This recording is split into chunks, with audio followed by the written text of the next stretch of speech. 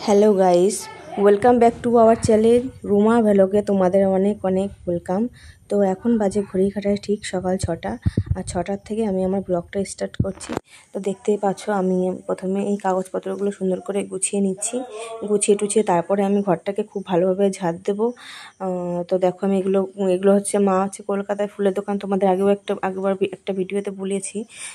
তো দেখো সেই ফুলের কাগজপত্রগুলো আমি গুছিয়েছি, আর ওই যেটা তুলেছি সেটা হচ্ছে একটা ছোটা, আর এইগুলোই প্যাকেটে করে সব ফুলগুলো নিয়ে আসা হয়। তো সেই প্যাকেটগুলো সুন্দরভাবে আমি গুছিয়ে নিচ্ছি। তো এই পাটির উপর বসে মালা টালাগুলো গাঁথা হয়। তো দেখতেই পাচ্ছ ঘরের অবস্থাটা কতটাই নোংরা হয়েছিল। তো সকালবেলা এগুলো উঠে ভেঙে পরিষ্কার করে নিচ্ছি। তো আমি ঘরটাকে খুব সুন্দরভাবে পরিষ্কার করে নিচ্ছি। আর তোমাদের যদি আমার এই ভিডিওটি ভালো লাগে তো অবশ্যই আমার সাথে থেকো, আর পুরো ভিডিওটা স্কিপ না করে দেখো।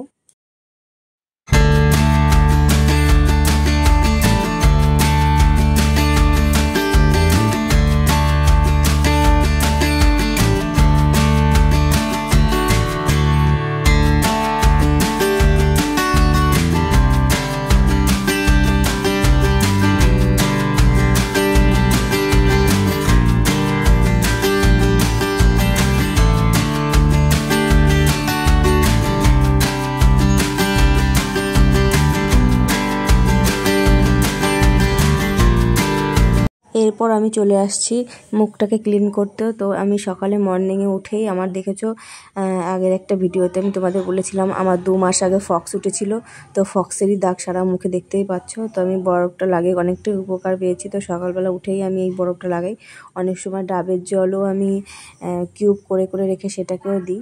আর তারপরে আমি মুখ টুক পরিষ্কার করে এরপরে আমি হেয়ার অয়েলটা ম্যাসেজটা করবো। দেখছো আমার চুলটা কতটাই ছোট আর খুবই কার্লি। তো আমি খুব লং রাখি না চুল, আমি কেটে ফেলি, একটু লম্বা হলে আমি কেটে ফেলি। তো আমি হেয়ারটাকে এর জন্য আমি কোকোনাট অয়েল থেকেই ম্যাসেজ করি। আর এটা হচ্ছে তোমার শালিমার কোকোনাট অয়েল, আর এটাই আমার খুব ভালো লাগে। চুলটা স্ট্রং থাকে। চুলটা দেখতে পাচ্ছ কি অবস্থা, খুবই খারাপ। তার চুলটা লম্বা হয়েছিল, আমি কেটে নিয়েছি। তো চুলে আমি খুব ভালোভাবে তেলটাকে ম্যাসেজ করছি। অয়েলটা ম্যাসেজ করলে চুলের হেয়ারটা খুবই ভালো থাকে। আমার চুলে হয়তো লেন্থটা কম আছে, কিন্তু তোমার গোড়ার অনেকটাই চুল বেশি। আর আমি চুলটা এর জন্য খুবই ম্যাসাজ করি যাতে লেন্থটা বড় হয়। এরপরে দেখো আমি চলে আসছি সোজা রান্নাঘরে এসেই আমি এই যে চালটাকে খুব ভালোভাবে ওয়াশ করছি, কারণ আমি এখন প্রেশার কুকারে রান্না করব। আর এদিকে দেখো বাবাও চলে আসছে, আর নিয়ে আসছে ক্রিম রোল, আলু, কারণ আলু সিদ্ধ দেওয়া হবে। আর আমি এই আলু কেটে নিয়েছি, আর পটলও কেটে নিয়েছি। এগুলো ভাজার জন্য ভাজা বসিয়ে দেবো ভাবছি, কারণ এগুলো ভাজা করতে হবে। আর এদিকে দেখো তোমাদের আমি প্রেশার কুকারে দেখাচ্ছি কীভাবে মাপটা নিতে হয়। দেখো এই যে আলু আর চাল নিয়েছি, আর আমার এই যে হাতের যে কর যেটা দেখাচ্ছি, এই কর পর্যন্তই জল নিতে হবে। এই পর্যন্ত জল নেওয়ার পর 4টে সিটি মারলে পুরো ভাত কমপ্লিট হবে। আর এদিকে দেখো আমি ভাতটাও বসিয়ে দিয়েছি। আর এদিকে ভাজার জন্য আমি আলু ভাজা আর পটলও ভাজা বসিয়ে দিয়েছি। তো আমরা সকালবেলা ব্রেকফাস্টে ভাত খাবো, কারণ আমরা খুবই ভাতই খাই। আমরা বাঙালি যেহেতু ভাতটাই আমি বেশি খাই। ভাতই আমার খুব ভালো লাগে। সকালবেলা উঠে আমি অন্য কিছু খেতে আমার ভালো লাগে না। আর এদিকে দেখো আমি আম যেগুলো আছে পাকা আমগুলো সব গাছেরই আম সত্ত্ব তৈরি করবো বলে আম সত্ত্ব বসিয়ে দিয়েছি। আর এদিকে দেখো অনেক রান্না হয়েছিল, সেগুলো তোমাদের সাথে পুরো শেয়ার করতে পারিনি। এটা হচ্ছে আলুর দম রান্না হয়েছিল, আর এই যে ডাল রান্না করেছিল, এটা মুগ ডাল হালকা করে, আর তার সাথে ছিল পটল ভাজা।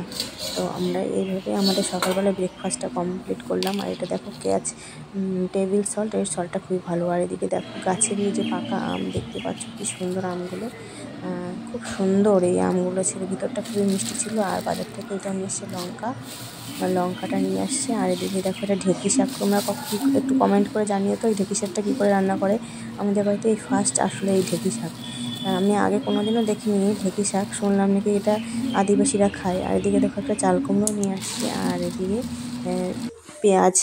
আর এদিকে আমার আস্তে আস্তে দেখতে পাচ্ছ দুপুরবেলা রান্নাও কমপ্লিট হয়ে গেছিলো। আর দুপুরে আজকে হয়েছিল রুই মাছের ঝাল আর ভেন্ডি আলু ভাজা হয়েছিল। তো বাবাকে এই যে খেতে দিচ্ছি, বাবা এই যে খাচ্ছে। আর এদিকে এরপরে আমরা আস্তে আস্তে করে খাবো। দেখো ভেন্ডি আলু ভাজাও রয়েছে। এরপরে আমাদের আজকে একটু বার্থডে আছে,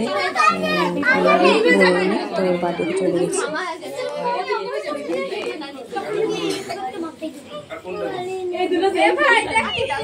কত নকশা,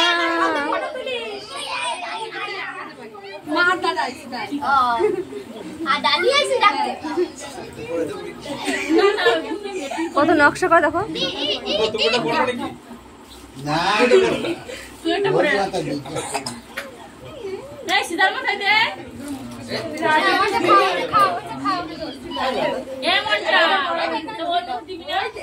ভাইরাতে খাইনি।